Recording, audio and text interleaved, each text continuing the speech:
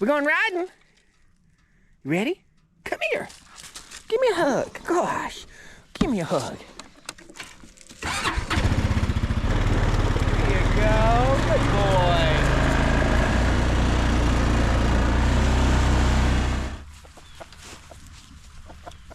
Hey, birdies. You like my snacks?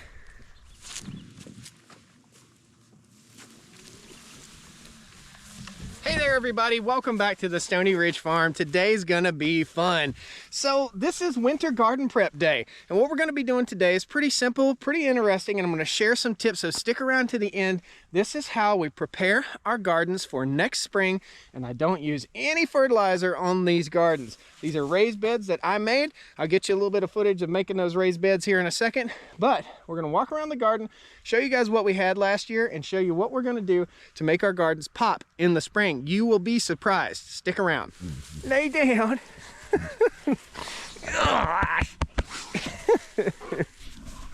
We're having a little dog psychology lesson before we get started today.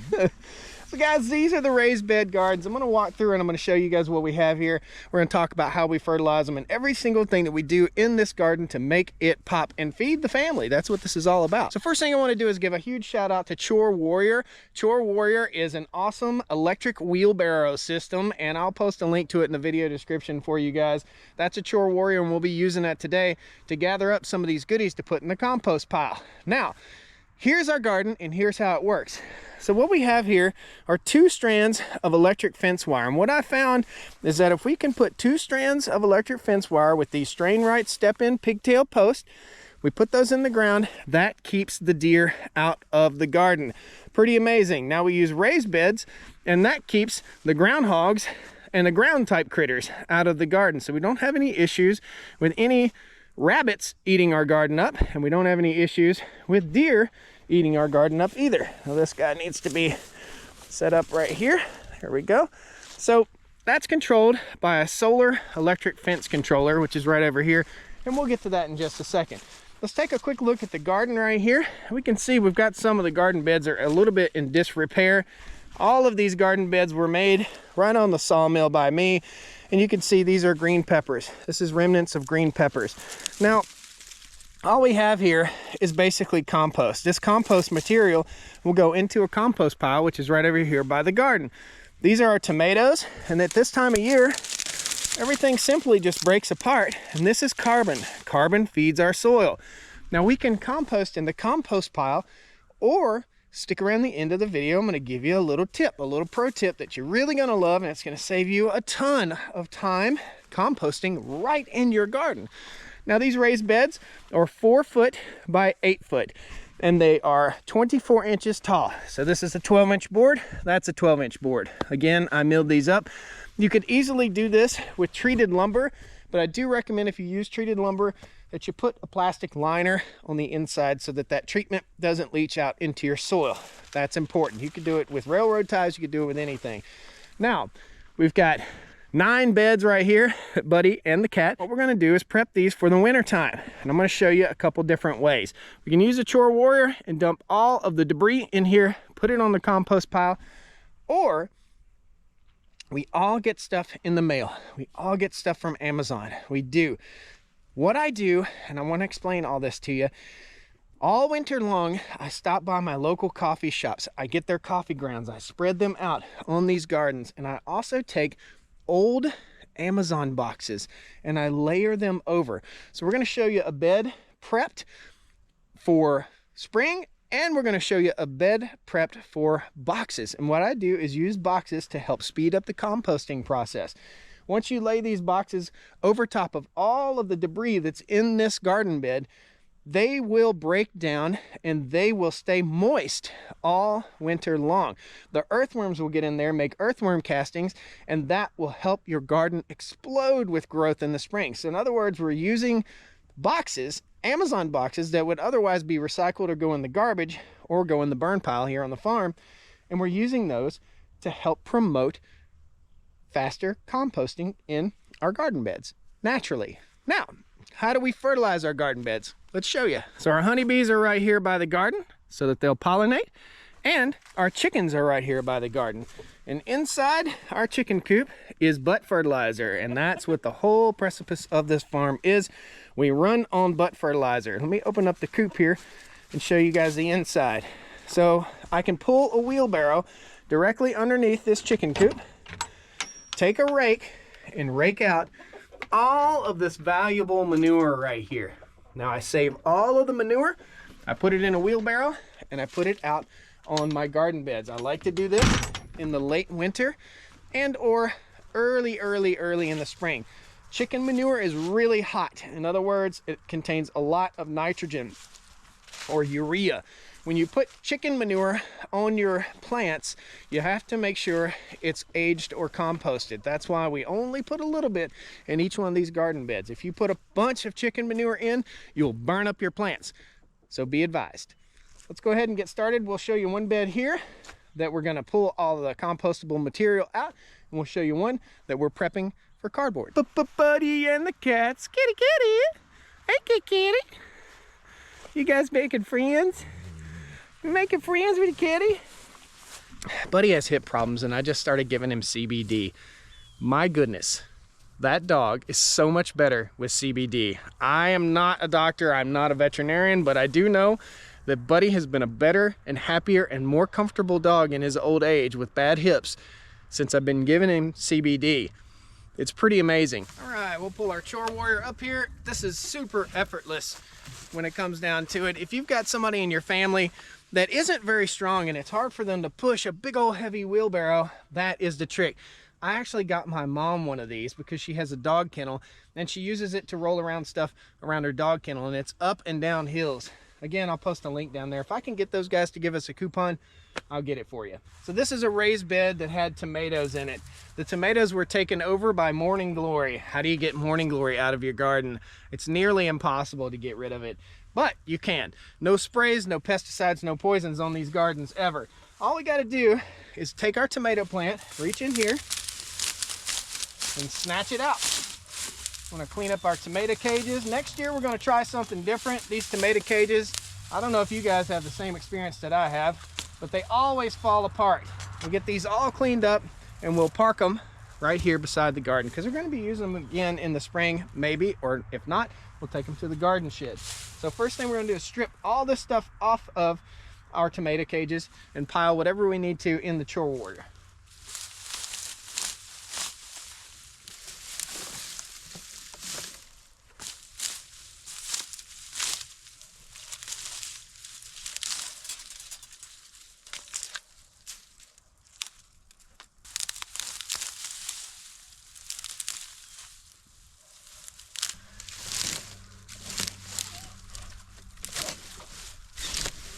Is that cool or what? No work. Check out this mound. Check out this chore warrior. Up we go. Isn't that cool? One hand. So this is our compost pile. And basically I'm just gonna take all that debris that I just picked out and pour it on the compost pile. That's simple. Park the chore warrior over here. Now what we'll do is take the tractor and we'll get in here and we'll turn this over. If you don't have a tractor, all you need to do is turn it over with a pitchfork. These are grass clippings from this past year, and if we cover it up, that's nitrogen right there. That'll help it get hot, and you can see this stuff starting to break down. This compost pile was made from years of gardening, wood chips, brush, debris, anything and everything that came from the garden and or came from the yard or came from the chicken coop. Even the eggshells from the chickens, I'll take those, I'll break them up, I'll put them in a bowl, I'll crush them, I'll put them in the blender, and I will spread them out in my garden beds to fill the garden beds with calcium. If you don't know, blossom end rot is often a symptom of low calcium in your soil. Blossom end rot occurs on vegetables. It's that little black spot where the blossom used to be. Now, this bed is totally prepped and ready to go for spring. What have I found? Okay, I found that putting wood chips on these beds, and you can see the wood chips and the awesome black soil that we've built. Every year we put a little bit of wood chips in these garden beds. Now, without wood chips, we wouldn't build biomass. And we also use those same grass clippings. So there are several ways we can put the garden beds to bed. Cleaning them up like this, letting this little cover crop, this is something natural that comes up, or we can go in and plant clover right over top of this, some purple top clover, and let that feed the land and be a cover crop. We want to keep our soil covered, whether it's covered with this type of material, which is wood chips, whether it's covered with a cover crop like what we see right here, or clover, whether it's grass clippings, or if we use boxes. What I've found is that your garden will pop more with boxes than it will with anything else, even wood chips. If you take the boxes, Amazon boxes, and layer it over all the debris in the garden, just like this. So this debris, we would take it, pull it up, and lay it down in the garden in a mat, just like so. So break it down. You could even get up in this garden bed and stomp it down, break it down. So you're basically using your feet to masticate or chew this debris up. Cover it up with cardboard.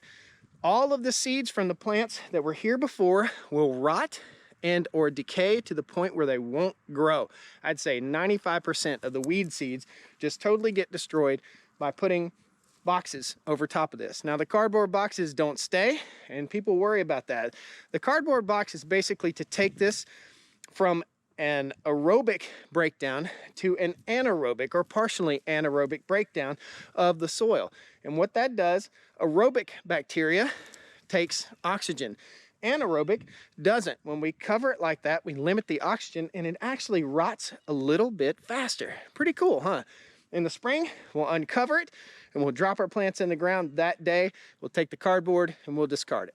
Pretty cool stuff, huh, guys? I've got a little bit more work to do. I'll get you guys a time lapse clean this garden up.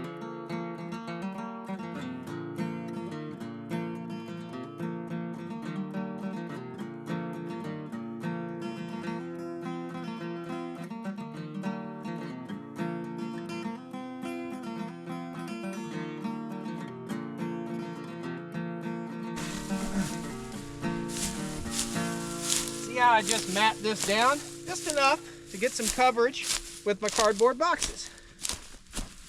I mat that down, I'll cover it up. If you don't want to use cardboard, you can use wood, you can use whatever the heck you want to. Bark from the lumber pile over here, from the firewood pile.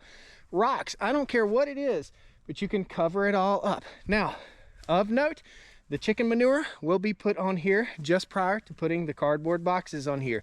If there is anything you want to add to it, all you got to do is raise up the cardboard, put it down, and cover it right back up. Guys, this really works. I'm telling you, I'll get you some footage of the garden from this past year. This really works.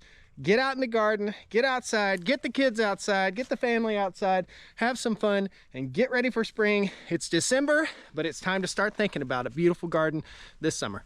See you next time on the Stoney Ridge. Hit that like button. If you guys have any suggestions, please let me know. Post them down there. Love to hear from you. See you next time. Woo! Oh!